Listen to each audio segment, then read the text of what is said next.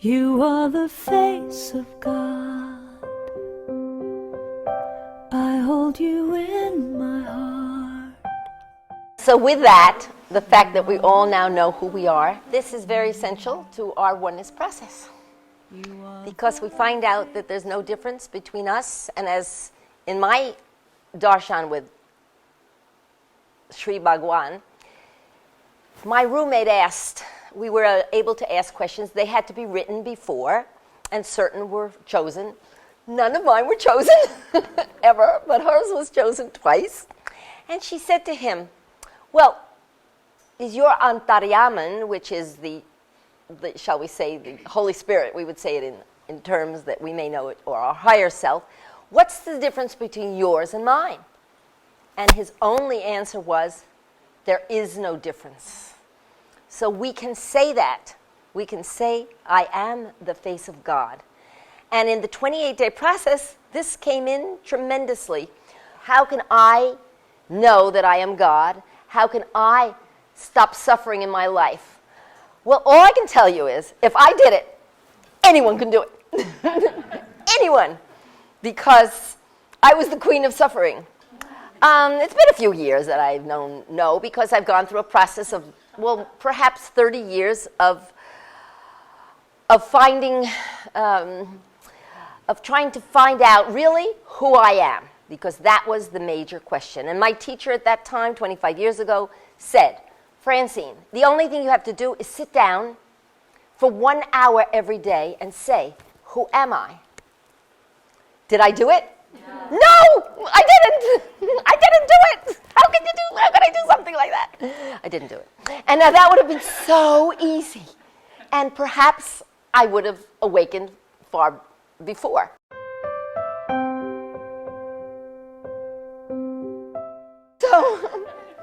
So you can see I don't take things very seriously, but I do believe that suffering, I now know that suffering can end. I don't know where I just read it, but someone said, well, what you can do is you can manage your life so you don't get into situations where you suffer. But when you become awakened, and that's not just me, I will put a parenthesis here, we are now 100,000 or 1 million? No, 1 million people who are awakened on planet Earth. And it's exponentially, is that the word? Exponencialmente. It is growing every single day. Therefore, obviously, you don't have to go to India to become awakened. I mean, I have this announcement to make, and it's very important. What my talk or what my presence here is and what the blessings are for is for each one of you to know that you can become awakened. And it's not a matter of actually being certified. I think that we know. But how do we know? This is the question. I found out the secret. There's a secret ingredient in the recipe. You don't suffer any longer. You don't look for situations so that you don't suffer. Whatever happens, you don't suffer anymore. It doesn't matter. Now, how can that be? And how do I know it's true? Well, I have had a roommate for 3 weeks that has pressed every button in my life, in my body, in my mind, in my heart, and my entire life came in front of me. And when I felt rejected by the father of my children, you realize I say the father of my children because he is, and my grandchildren, and everything that I said, oh, but he left without saying goodbye. Oh, but he didn't pay any attention to me. Oh, he's not doing this or he's not doing that. He, right? Okay. So that lasted about 24 years. And so what's happening in the house here, it's like Amma Bhagwan, Jesus, God, the divine, anyone you want to talk about, has given me a crash course to make sure I really got it. So I got it. She doesn't talk to me. She doesn't, I say boo. She's decided, I guess, that she's above me, that she's that I'm not good enough. I don't know. But I got a note on my door the third day I was there that said, do not talk to me again. That was better than the father of my children. That's even better. I mean, it was very explicit. Now, I'm not making fun of the person. because the person has to be suffering. Because you cannot cut off people. One must have compassion to that type of behavior. But for me, it's been a marvel. It's been, oh my God, I really got it. So, do you understand the difference? You are not looking for experience so you don't suffer. No. Whatever comes to you, because the awakened one lives in the present. We won't even talk about the unawakened one. Then we know that they live in the past and they don't know. However, when you are living in the present, I was also told that the world was just created 3 seconds ago. That's too much. 3 seconds ago, that's before. No. Now. So whatever can be done to me, whatever can come to me, whether it be a person, whether it be a situation, people, places, time, events. You remember those things? We were all told, most of us that are here, that we were butterflies. But somehow, some way, our wings continued to be clipped. We continued to be in a cocoon. I don't know where this is coming from, but and we didn't really fly. We think of butterflies as absolute free spirits, correct? It's like a what is it called? A symbol. A symbol. Somebody, help me. I'm becoming awakened. You told me. When you're becoming awakened, you lose your mind. So we do. We really do. The 28-day process has to do with what they call declutching the mind. And then there's 28 days of you have different classes, shall we say. You have different exercises. And then after about a week or so, you start going to the temple. Maybe you go once the first week. Then maybe you go twice the second week. And then you start going every single day in the afternoon because there's a light being there whose name is, for us, it was Kumaji. Now, he would make like a summary of what we learned all day long from different teachers, and they're called dasas. And many of them were from the first school that Amma and Bhagwan had in, where was that? Neiman? Where? Satiloka. I don't know any of the names. I don't know. I mean, I just am here and know I'm not suffering. And this is what's important to me. And important to know that every single one of you are me. There is nobody for me above. I am not above any of you because I don't believe in fortune, so I guess I had the synchronicity in my life that my mom passed away and I had the money to go. So I went. So that's what happened. So I took that. Of course, we could always choose what we do when we have the funds, right? And what we do continuously. So I don't feel that I'm better than anyone or that I'm above or that I'm more advanced, but I had this experience. And so I can tell you,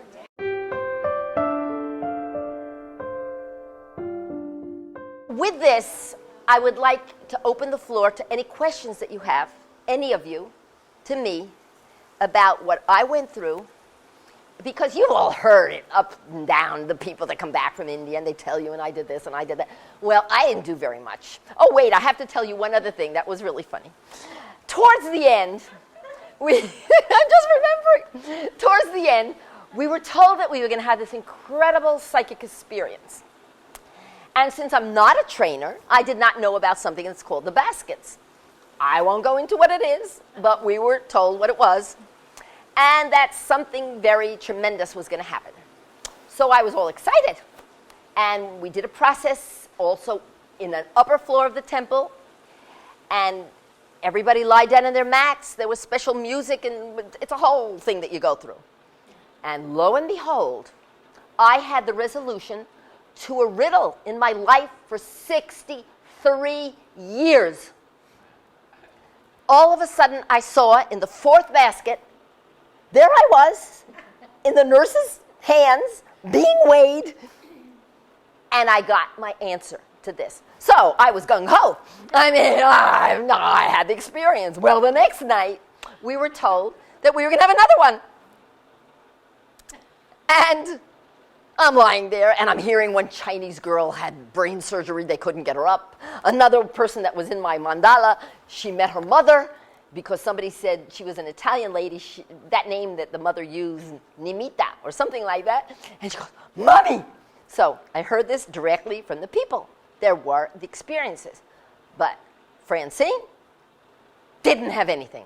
So the next afternoon, with the light being who was our teacher, I raised my hand because there were questions. Did anybody have anything they want to say? And so when it was my turn, I turned around and I said, Komaji, you promised that we were going to have an experience. You promised, you promised, you promised. Why didn't I? Well, he cracked up laughing because, and so did everybody else. There were 600 people. We had 450 Chinese people. We had 350, who knows from where. The Russian group had just come out. The Chinese group had just come in. So there was quite a crowd. And everybody was hysterical laughing. And I'm looking and going, well, why are they laughing? And I think my appreciation of the situation was that probably 550 of the 600 didn't have an experience either. So of course they were laughing because I had the guts to say something. So everybody has a different experience. This is what I just want to tell you. And it was a wonderful experience. I am very grateful to the divine, but each one of you are the divine. Thank you for collectively sending me there, because everybody is everything and everybody else.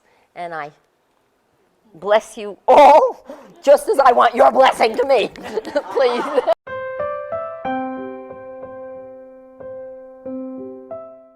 We had to do a life review.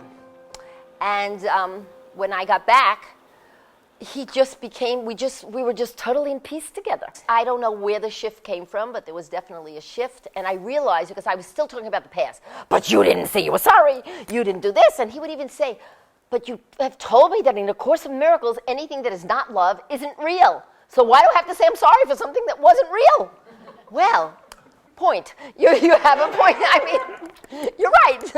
But I'm human. I want to hear you're sorry. You know? I want to hear you're sorry. But that's ridiculous. If I make real what happened, then I'd kill myself. Yes, there's total peace. As a matter of fact, we became like a girlfriend. It's so nice. We go to the movies together. We eat out together twice a week. I have somebody to play with that I haven't had in a long time. So I'm just saying, thank you for the question. Though, right? Oh, I've been divorced for 22 years. Please. He lives on one side of the city. I live on the other. Yes. There's no energy, male, female. But we just have the same children. We have the same grandchildren. And we're learning we actually like each other now. I miss them. I don't know why. I can't even figure it out. But it's interesting.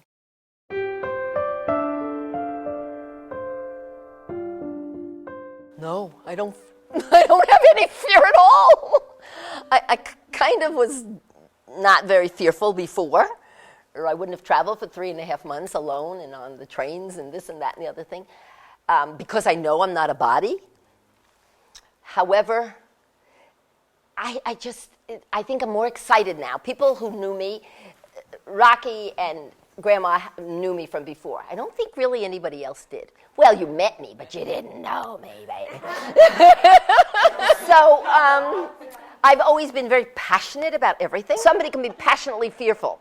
So it's something, fear and love for me, it's been 25 years from A Course in Miracles, it does not take up the same space. So intellectually I've always known, and I've taught my daughter this, and this is where it comes in, that she's not afraid of anything, because we know that love, and since she is the epitome of love on this earth, one of the beings of love, you can't have fear, and we really don't have fear. And when you're passionate about what you do and what you want to know, but what you want your heart to know, not your mind.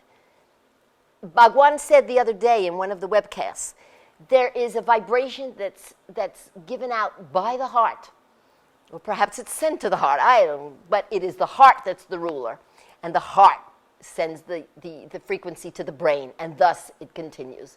And whatever the brain does, what we learned in oneness, in the oneness experience, was that we have to be the rider of the donkey. Our minds are no longer our minds. The mind is automatic. The mind is the mind of God. It is the mind of every other human being and every other being that exists on whatever level they exist. There is only one mind. So I'm sure many of us have heard this before. But I don't know what the process did or what the awakening did, but you know it. You absolutely know it. So yes, there is no more fear because there's no more suffering. I get off on a tangent. Oh well. Oh, I was something flying around. Don't be afraid. It won't do anything to you. And now that she's got the mic, Is this the right way? Yeah, that's perfect. When you're talking about suffering, what kind of suffering? Any suffering? Any kind of suffering.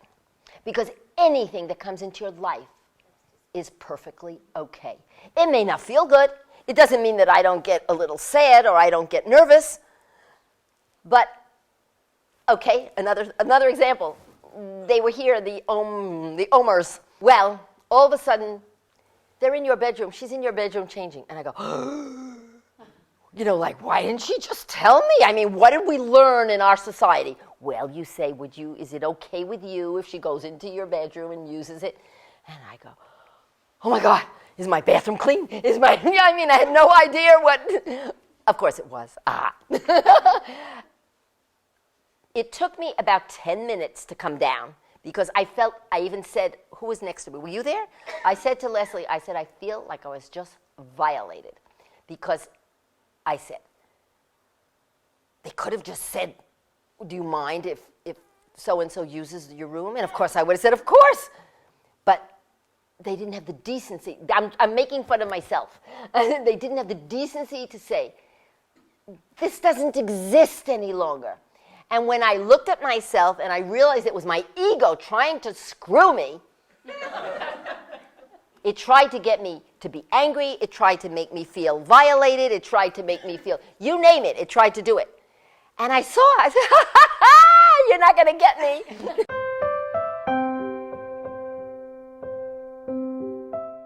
Whatever comes to us, we have created.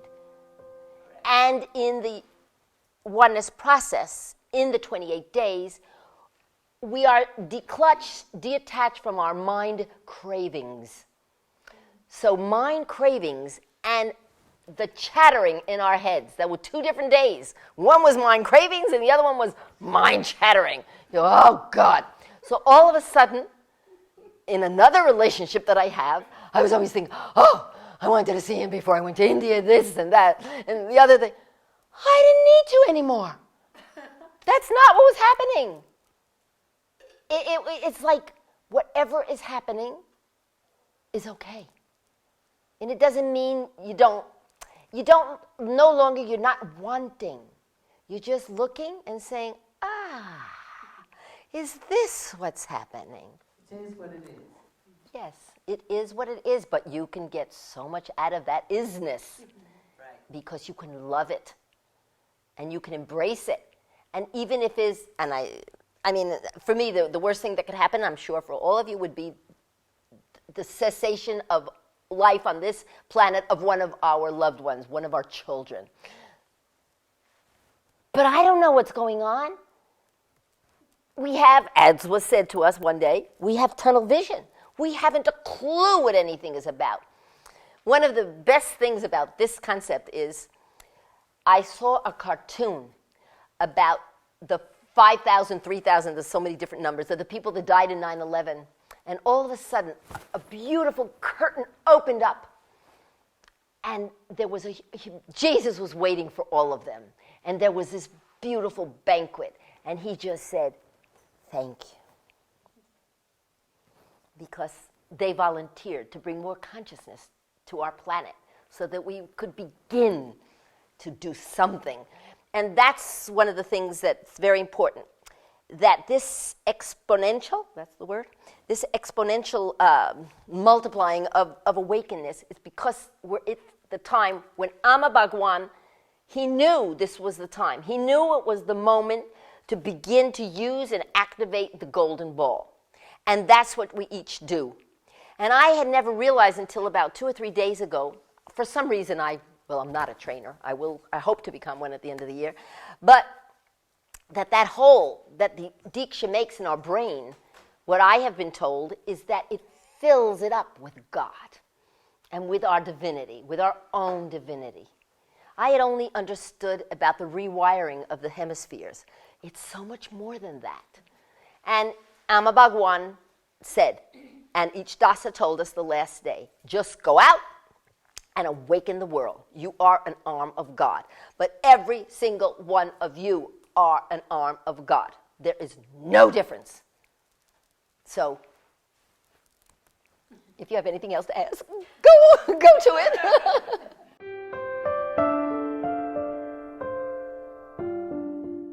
I listened to people say that they were healed. I myself did not witness it with my physical eyes, but since the physical eyes are not the real vision, what do I know? I just was happy the whole time, but then again, I've never been depressed in my life. That's just not one of my things. I'm really very healthy. I mean, where's wood? I need wood. Knock on wood. Okay, thank you. So I don't know. Sorry, I can't. Be awakened in order to have the healing, or does the healing automatically? Oh, I don't mean to take that away. My voice is loud enough. No, that's okay. Please. Where were we? I'm like you now. You're saying about the healing. Yes, the healing. I Can you explain that? haven't experienced that. Would you have to be awakened Oh no. first, or can Oh no. The Diksha itself has healed many, many people. When I myself give Diksha, I am visualizing every cell in the body of the person that I have my hands over, filling up with God consciousness and healing their entire body. That's what I visualize. Each Diksha giver visualizes something else. It's very personal, and it's a rainbow, because there is no one way, and there is no one path. And like when we conjure up in our mind what God is to us, you're a new person. God does not have to be it is what it is for you. You have an experience that none of us have had. Marles has, Carmen has, we all have. So we are told, just think of God as you're waiting to have the hands be put on you. What for you is God? Those are the only directions. Are there any other that I'm missing? Just visualize what is your vision of God.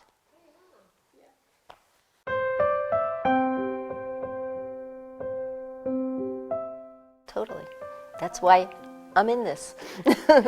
And I'm in this because the process is such that even though I had the concepts before, and I had a magnificent teacher of the concepts, somehow, some way, the process here with Amma Bhagwan, it just downloads it in a way that it's like you become alive again. Of course, God, if I become more alive, nobody's gonna want me to come into the room. But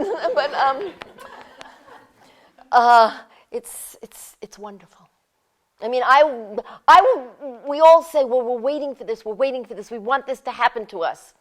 Well, that's why I said, if it happened to me, it could happen to anybody. It can happen. That's what we're told to do. We're told to awaken planet Earth. So you don't have to go to India. You can go, but you don't have to go to become awakened. And I think it's very important. The fact that we do get awakened there, the fact that we go through a very special process, we do. We do. And it was marvelous. And I want to go back. I want to become a trainer, and I'd like to take the deepening again. And I'd like to take something that's another course, because they told us there's 108 different liberations. We only had 28 of them. So I want to have the rest of them. However, whatever happens is perfectly fine. if the whole system blows and one cannot with the funds that one has. I have been asked by, somebody asked me, they said, well, what if you don't get what the thing that you most want? And I said, well, I don't want anything, because want means I don't have. That means I'm lacking. I don't want. I will accept certain things. Wouldn't that be nice? Certain things. And she said, but what if you don't get it? And I told her what it was. And I said, so? That means it wasn't for me. It means that's not what my soul magnetized. It means that the divine, whether it be in the body of Amma Bhagwan, of Jesus, or however we want to mentalize it, that's not for my highest purpose in this incarnation. And I really mean it. And if I have a sickness tomorrow, this has already happened to me. I had 2 biopsies, and I had 4 biopsies. And my teacher said, oh, I'm going to get better, I'm going to take care of you. And I go, come on. I mean, I didn't ask for this. Let's see what it is. Let's see what it's going to happen. What's going to happen? If you know you're not a body, if you know you're not a body, it doesn't matter. The fear leaves you. Because if you're not here, you'll be on another plane. You'll be on in another dimension. If something happens to your loved one, hello? You know, I mean, they got to go. It's because they created that, and they created the experience for you to have, and you say goodbye with all your love. I've gone through all this. I mean, I've said goodbye to the dearest people in my life. I've been with people. I know I'm not a body. And if my body has cancer, and the cancer grows, that's the nature of cancer. Cancer travels, eats what's in its way, and it grows. But I am a holy child of God, and I will not have cancer. My body will have cancer. And if my body rots away because of it, I mean, that's what happens, doesn't it? All I know is that I believe that I am the face of God. That's all. That's all that matters. And you don't get depressed any longer. You work in what you have to work. You do what you have to do. You don't let, I don't know. That's just the way it is. Thank you so much for listening to me. Thank you for bearing with me. Oh, Lee, right? Margie. Margie, yes. Hi. Hello, darling. I've always been very close to animals and nature. I'm not awakened yet. As you awaken, do people that are awakened, do they become more closer to animals and nature and understand and listen? Because that's always been my dream, is to have everybody understand the animal world. I think it's something right off the top of my head. I think every one of us has a different nature. I think we're all wired differently.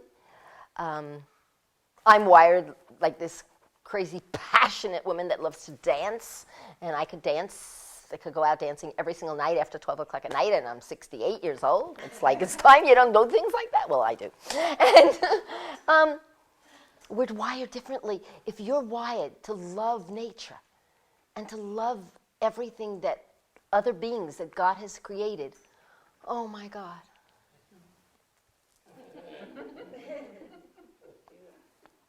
How beautiful. Thank you. I understand that. Yeah, even as now, everybody has their own passion or their Absolutely. own connection. That's your connection. And my whole voice, I just saw it. I observed myself. It changed because that's something I don't particularly have. How wonderful. What a wonderful human experience to be so connected to animals and have such understanding.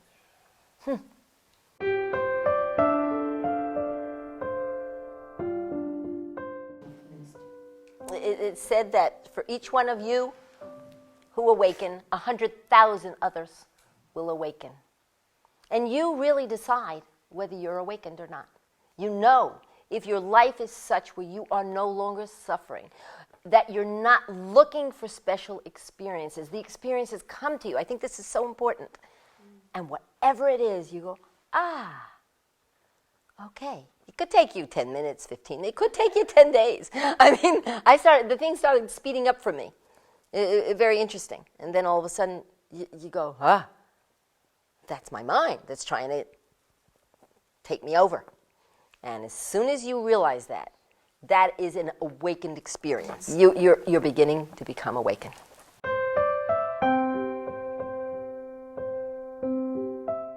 Oh, yes. And like you go on and what might have bothered you before doesn't bother you. Absolutely. That's the biggest thing.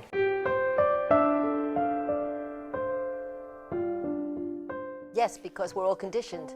We're in a society, and that's one of the things that we saw very clearly in the awakening process in Chennai, was that everything we do, every reaction we have, everything we think, we feel, it's because we were conditioned to do it. If you go to the other side of the world, and I have often spoke about this, and I'll speak about it again. I know it may sound tremendous, but I can remember, because my first career was anthropology, cultural anthropology, and I read a book by Anthony DeMello, who was a Hindu who became a Catholic priest, and the name of the book is Auto Liberation. And I go, well, what is this about? And he talks about the father in a family in the Polynesian islands who chooses his most honored son to hang himself when he wants to leave his body, when it's time for him to go. See, I don't talk about death. When it's time for him to go. And we say, how could that be? That's a heinous crime. How could somebody? No. In that culture, it is an honor because you are helping your father to leave. He has made the decision. You are not murdering. The Eskimos used to put their elderly on the ice for the bear to eat them. First of all, I say that they weren't even there. They knew how to leave their bodies. So, I mean, and they used to think, well, I'm going to be warmth for my family because it is the bear that is hunted, and the bear are the blankets, and it was just perfectly fine. It was when they didn't want the daughter-in-law to be chewing the blubber anymore because they didn't have blenders, and it was time for them to leave. So their children would put them on the ice. Simply whatever we think, any idea, any concept that we can possibly have is not truth. So I can say, well, only love is truth. What the heck is love if you don't, if you're not open to anything? So with what you're saying, Carla, the society says you shouldn't have a lover. That's what you were talking about, right? Okay. That's what you learned. It has nothing to do with the truth. Truth has to do with that you and the person in front of you are not two. We here, I know that we are not, I think there was 16, I counted, I don't know if I counted Scott. We're not 16 nor 17. There is only one.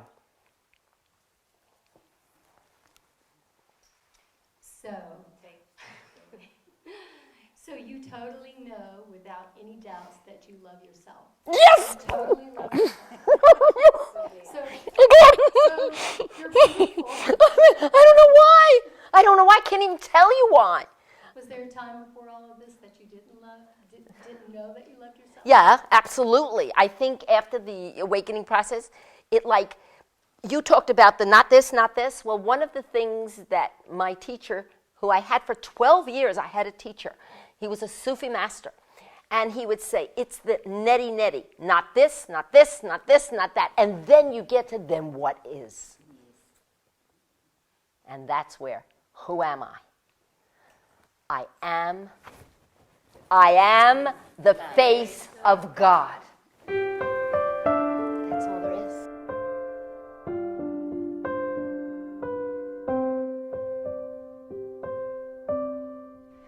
You are the face of God. I hold you in my heart. You are a part of me. You are the face of God. You are the